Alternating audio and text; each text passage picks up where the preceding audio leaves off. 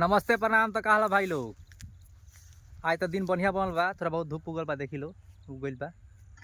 आ सोचनी सब कुछ सामाजिक काम हो जाओ, तो बिकी आ लड्डू हमनी चल सर इनसे लेके कल तनी कल लड्डू चलाओ तो देखी कल पानी नहीं के देत, 2.5-3 महीना सूखल बा।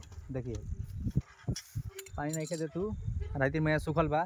तो सोचनी से कुछ सामाजिक काम हो जाओ, तो समाज में देखिए इतने आदमी बानी सब हमनी के और लोग आइल कि आओ लो भाई, तो केहू के चाव चिंता नहीं के माने लेटरिंग जाए के मैं लोग के बहुत दिक्कत हो गई भाई चंवर में। अच्छा मान ली कि जे किसान बाबे खेत खलिहान होता ओकरो पानी के दिक्कत होता पिए हुए के, तो सोचा लगे बना दिया।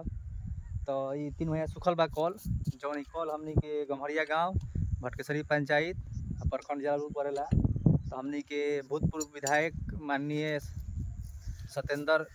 डॉक्टर सत्येंद्र जी के रीजन में लागल रहा। तो काफ़ी दिन से हमने छोड़ दिल नहीं सब ना बनाओ तनी सब खीसी क्या कि यहाँ थोड़ा बहुत खाद लो स्पेशल लेटिंग जाए व्यवस्था बोतल उतल भुला जाता सब लोग जिस ले जाता है वो बिक देवेला वो नहीं।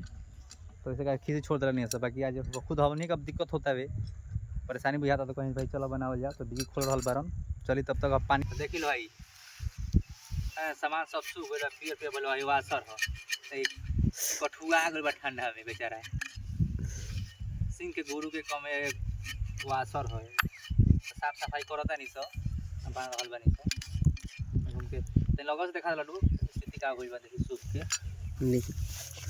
सूखला पूरा के सब।